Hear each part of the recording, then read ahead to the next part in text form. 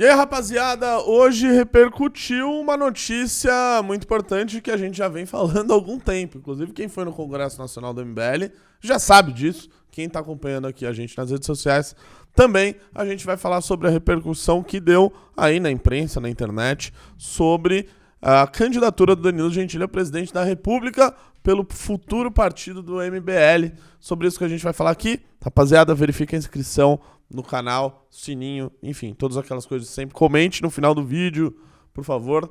E vamos ao que interessa aqui, rapaziada.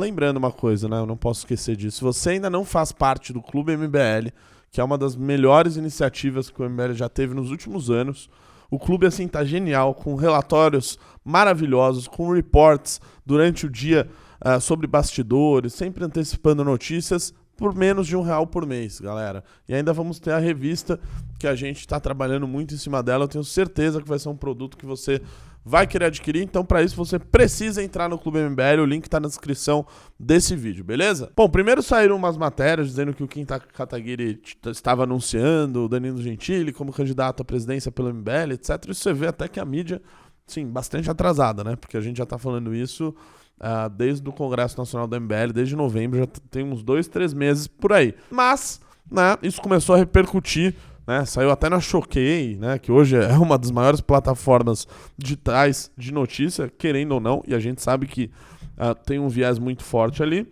mas enfim, isso se espalhou pela internet e os haters já começaram a aparecer.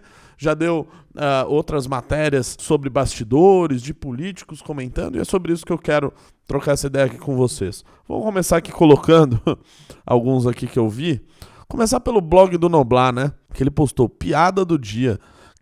Kataguiri anuncia Danilo Gentili como candidato do MBL a presidente em 2026. O blog do Noblar, que é, assim, basicamente, como que eu posso dizer?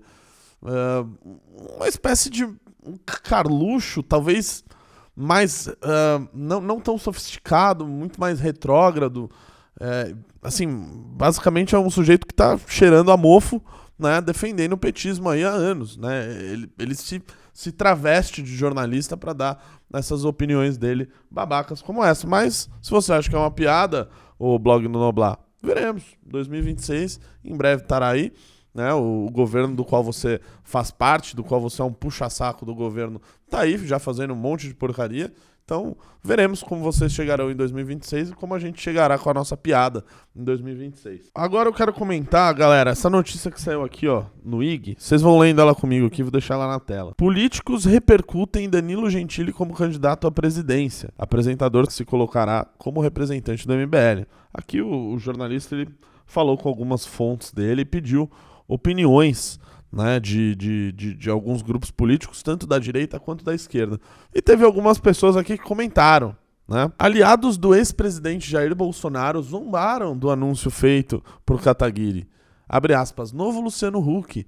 Não sabia que o Gentili fazia imitações e resolveu copiar o da Atena. E o MBL está no limbo e sempre quer polemizar com idiotice. Foram algumas frases ditas, né? Aqui, enfim, assim, para ter dito, comparado o Danilo com o Luciano Huck ou com o Datena, assim, eu imagino que deve ter sido alguém bem burro, né, para fazer uma analogia como essa, né? Devem ter perguntado pro Eduardo Bananinha, pra Carla Zambelli, para alguém de QI elevado como essas pessoas, né? Já nomes da centro-direita que fizeram parte do antigo governo ou foram independentes enxerga o apresentador sem capacidade para concorrer ao cargo. Isso aqui é interessante. Política se faz com político. Ele deveria começar com algo menor. Tentar ser prefeito de São Paulo, por exemplo, ser menos agressivo com os políticos para ter um diálogo saudável. Comentou um deputado estadual para São Paulo. É engraçado isso, porque eu fico pensando se essas pessoas elas estavam congeladas nos últimos anos do Brasil, né? Porque a gente teve um presidente da República que, basicamente, por mais que fosse político há 27 anos, era um sujeito visto como antipolítico, né? Um sujeito que nunca fez uma negociação política valorosa, né? Tanto que ficou mais de quase 30 anos no Congresso Nacional e não aprovou absolutamente nada, que era o Jair Bolsonaro. Então é engraçado até alguém aqui, que segundo a matéria fez parte da base do antigo governo, falar isso, né? Do Danilo Gentili, por exemplo, uma vez que já fez parte de um governo que foi presidido por um sujeito que era a absoluta antítese do que é fazer política valorosa no Brasil. Então, Acho que essa pessoa tá meio enganada. E começa tentando ser prefeito, ou começa tentando ser outra coisa. É outra coisa interessante, né? Porque muitos desses aqui eu imagino que devem estar lá fazendo campanha pro Zema, por exemplo, ou fizeram campanha pro Tarcísio aqui em São Paulo, ambos que nunca tinham tido nenhum cargo eletivo e saíram para governador. Né? Não sei de onde há essa necessidade de que você precisa sair subindo uma escada ou degraus de cargos políticos até você chegar à presidência da República. Né? Se você tem um apelo, se você é conhecido, se você faz parte do debate público, se você tem um posicionamento claro para as pessoas que te seguem, que é o caso do Danilo Gentili, qual o problema de se disputar pela primeira vez, começando pela presidência da República? Eu não vejo nenhum. Né? Nos Estados Unidos o Trump não precisou ser deputado, não precisou ser senador, não precisou ser governador de nenhum estado, começou pela presidência da República. Eu posso citar aqui tantos outros, né? Fazer uma lista extensa. Então esse pensamento é um pouquinho quadrado, né? De gente que está ali na política, né? Que está em um cargo ali pensando já em subir para outro, etc, como se aquilo fosse uma escada de poder, né? E não é bem assim. Continuando aqui na matéria, né? Políticos de direita também não acreditam que Gentili tenha capacidade para ser presidente. Aí algum energúmeno disse: é um desserviço para a direita, devemos construir um nome real que faz política de verdade. Comentou um líder partidário. Líder partidário? De qual partido, hein? De qual partido que será? Porque assim, se for do Novo, assim, o sujeito está sendo um pouquinho incoerente, né? Uma vez que o candidato deles ali, o Romeu Zema, que agora tenta se fazer, né, uma espécie de Bolsonaro, né, diz que a invasão do Congresso, na verdade, não foi uma invasão, que o PT teria armado tudo aquilo para se vitimizar, fazendo um discurso assim completamente idiota. Aliás, discurso idiota é o que não falta pro Romeu Zema. Né? Basta ver o que ele falou na época da pandemia, de que o vírus precisava circular, enfim, outros horrores que ele falou na época da pandemia para tentar colar no bolsonarismo ali, se reeleger, etc. Agora ele vai nessa mesma linha oportunista para tentar ser candidato a presidente, né? Mas felizmente tem a gente aqui para denunciar esse tipo de gente. Aliás, o Zema, galera, é que ele pegou um estado que era governado pelo PT, que assim, tava uma desgraça, né? Qualquer pessoa que soubesse ligar o Lé com o CRE saberia, né, no mínimo ali, fazer uma gestão minimamente responsável, né, do ponto de vista fiscal. Mas é importante lembrar que o Zema é um cara que teve dificuldades na Assembleia de Minas. Inclusive não aprovou várias coisas que outros governadores conseguiram aprovar. Pega o caso do Eduardo Leite, por exemplo, que tirou uma restrição que tinha no Rio Grande do Sul, que para você fazer uma privatização você precisava fazer um plebiscito. Né? E a gente sabe como que funciona esses plebiscitos, né? com a nossa população que, enfim, mal vai saber debater, né, sobre a privatização ou não de algo. Aquilo fica tomado pelos sindicatos e por isso não se conseguia fazer nenhuma privatização ou concessão no Rio Grande do Sul. Ele acabou com isso. O Zema tem essas restrições em Minas e não fez. Aliás, pouco fez nesse quesito de privatização. Ele que se diz um liberal e etc., ficou muito para trás de outros governadores ao redor do Brasil. Cito o caso do Eduardo Leite, cito o caso aqui de São Paulo mesmo, com o Rodrigo Garcia, antes até com o Dória, fizeram privatizações, é inegável isso, é mostrar uma lista e comparar com a do outro. Então, assim, Romeu Zema foi muito mal na articulação política e também não tem todo esse mérito aqui que às vezes as pessoas pensam no governo dele. Ele pegou um estado que realmente estava uma draga danada e qualquer coisa, qualquer um que entrasse ali seria melhor do que Minas Gerais estava vivendo. Mas vamos lá, continuando a matéria, né? Olha lá, o off chamou a atenção da coluna. O que chamou a atenção foi o fato de que todos que deram declarações pediram para que seus nomes não fossem citados.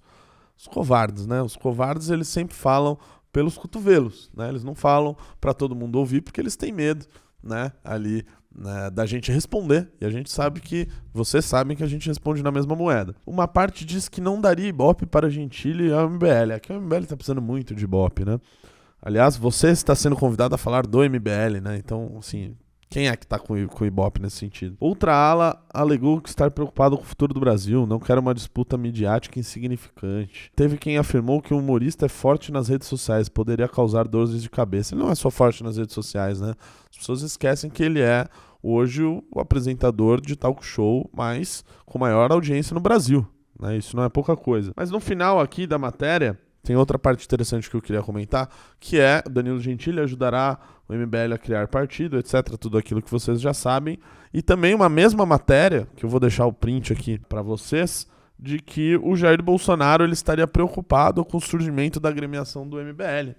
Isso não é uma coisa que é só do Jair Bolsonaro. Todos esses outros concorrentes na direita e também grande parte do sistema político não quer que surja outra agremiação política, não quer que surja outro partido. E é por isso que a gente tem as leis tão atravancadas sobre o surgimento de partidos. É por isso que é tão difícil, é por isso que custa caro, é por isso que você precisa colher um monte de assinaturas, as assinaturas são negadas, você precisa colher mais e mais e mais.